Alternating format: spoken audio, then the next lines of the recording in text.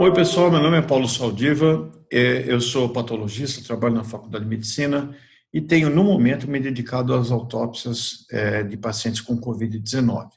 Mas eu também tenho interesse, digamos, na fisiologia das cidades. Muito do risco da gente adoecer, ou da nossa expectativa de vida, varia conforme a organização urbana.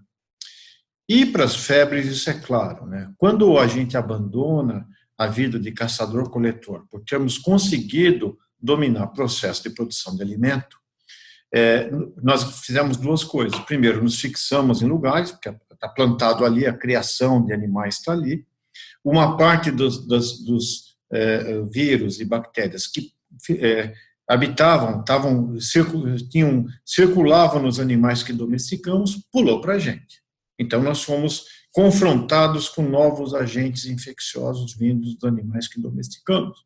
A tuberculose veio do boi, a gripe vem de aves, né? E assim vai, né?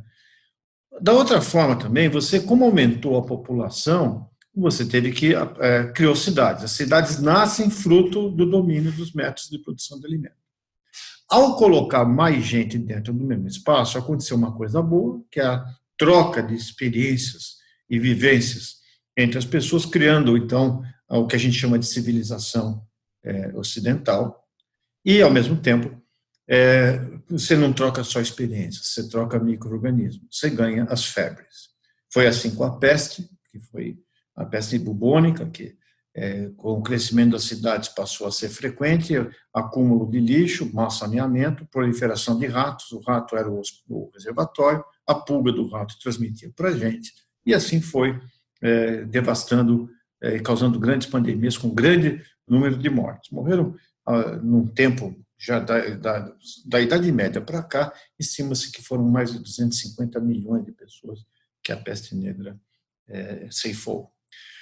Depois, quando você controla melhor o saneamento das cidades, começa a ter predominância não as doenças transmitidas por um vetor, como era o caso da pulga, mas a de transmissão pessoal. Veio a varíola. A varíola, ela era causada pelo vírus da varíola e que só foi controlada quando você começou a inocular pulsos de formas mais benignas da doença nas pessoas, prevenindo, então, como se fosse uma protovacinação.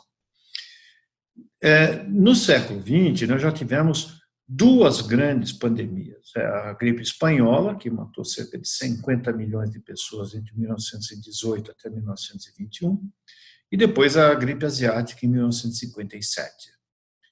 Criou-se a vacina para a influenza, mas ele sempre escapa, todo ano temos que mudar, porque o forte do vírus da influenza é ele se apresentar como se fosse novo no próximo ano.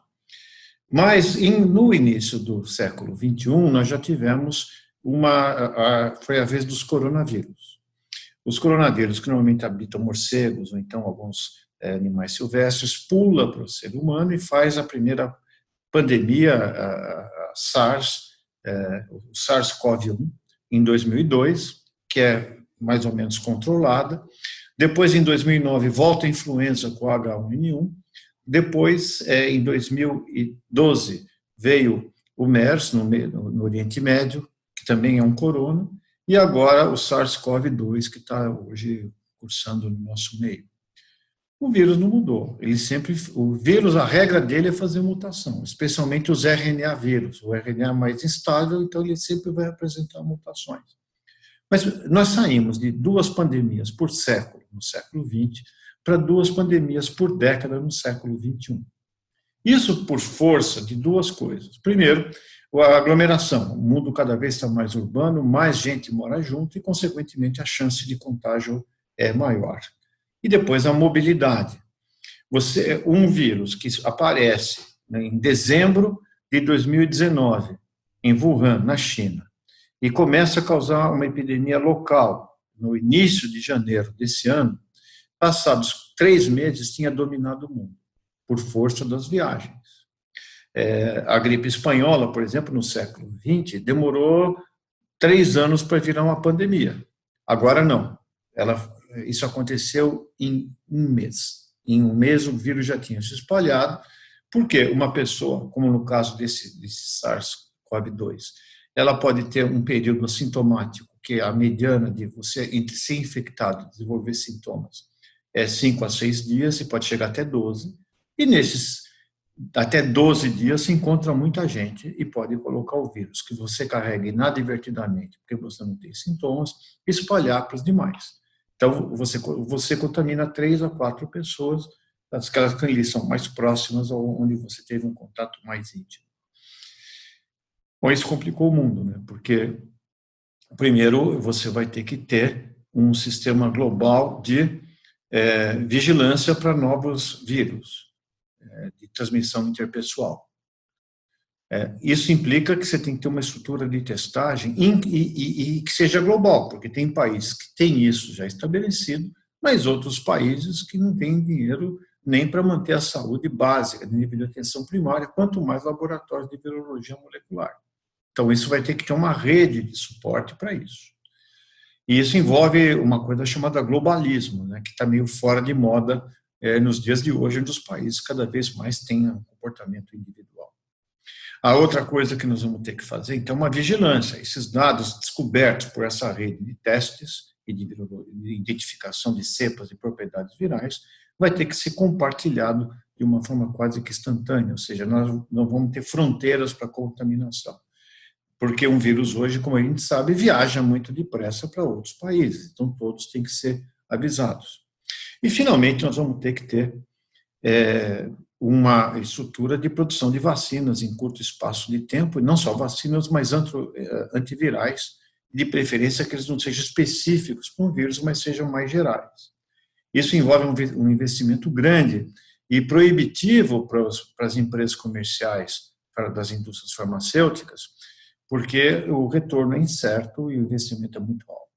Então, como os remédios passaram a ser uma commodity e não um compartilhado, é possível que as empresas queiram investir em medicamentos de doenças crônicas, porque você, digamos, fideliza o cliente, ou então investir em coisas que você tenha um resultado mais certo.